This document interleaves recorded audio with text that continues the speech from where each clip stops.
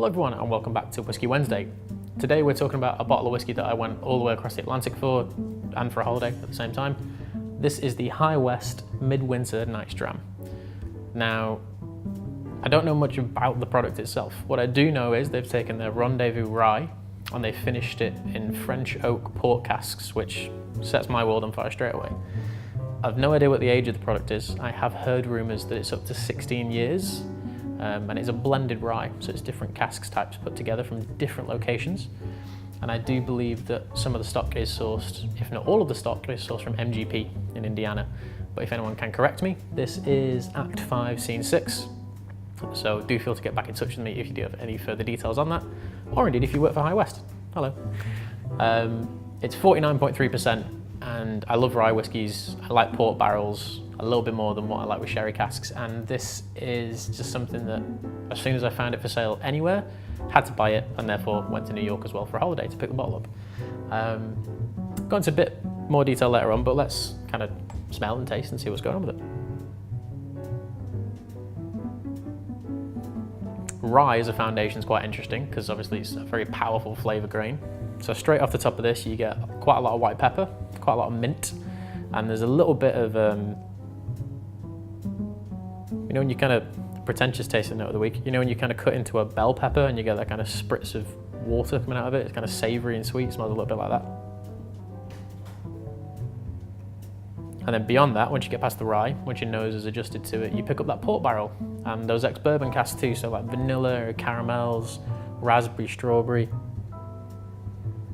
Reminds me quite a lot of mint julep cocktails, so obviously just bourbon and mint put together with some sugar syrup. Milk chocolate, tons of white chocolate.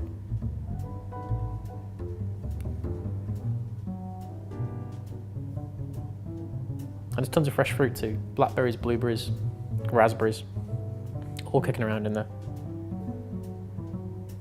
We'll see if the taste lives up to the smell.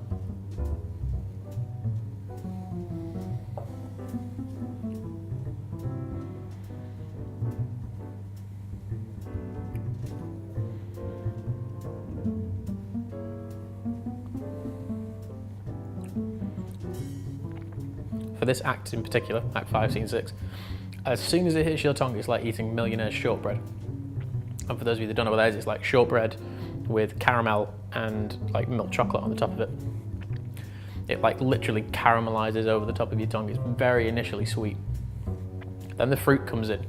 So those blueberries, those blackberries, those kind of winter-based fruits, they come in from the right-hand side. And then from the left-hand side of your palate, you get the rye, the pepper, the mint. The spice really pulls through. The oak begins to pull through from the left-hand side as well. Let's do that again.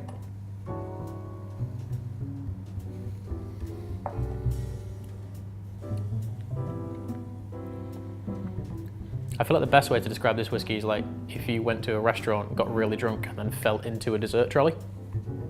It is loads of booze and just all of like the sweet things that are within cocktails and that are within desserts. Like vanilla custard's coming through a little bit now, like a creme anglaise kind of style, powdered sugar. It's a bit nutty, like a peanut butter brittle toffee thing. I really like High West. They make really interesting whiskey. Even though they don't distill a majority of what they sell, I think what they do, in the same way Jefferson's do, they don't hide any of this. They just say, we're trying to work on making our own product, we're going to buy from other people, and what they blend together and create is really good from other people's stock. And that's not a bad thing really. You've got distilling's expensive, and if you've not got the money to start it up, blending is the best way to go about it. I love the label, I love the bottle. I travelled many thousands of miles to pick this bottle up. Based on the flavour and the taste, and even though I'm not given that much information on it, I think it's like a good 9.5. I really, really dig it. And one of the reasons I went to New York to pick this thing up was, I think it was Act 3, Scene 1. A good friend of mine, Matt, let me try a sample of it years ago, and it was the first ever whiskey I wrote 2 pages in a notebook just on what it smelt like. So I'll be providing some of those notes in the description box on Instagram and YouTube for this video. Yeah, it's a solid 9.5. It's a beautiful whiskey. It is a limited edition release and it is quite pricey. I paid $150. That's without sales tax, so I think it was like just under $160 altogether. And I think if you love bourbon, bourbon's great, but some of the flavor profiles can be quite samey. So the only way to differentiate now is experimentation. Makers do it really well. We all know Buffalo Trace do it really well. Jim Beam with the Bookers and the Bakers and the Basil Haydens do it really well too. But if you're blending different styles and you're not distilling any of your own products yet, that for me at the minute is the most interesting type of whiskey that is available in America.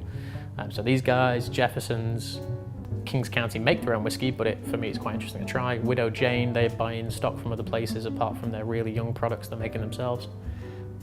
Yeah, that's the Midwinter Nights Dram, Act 5, Scene 6. That's a 9.5. If you've tried it, let me know. If you own this one or other ones, let me know if they're comparable, spicy or sweet, whatever. But thank you all for watching. This is the basement of the whiskey jar, and we will see you all next week. Cheers.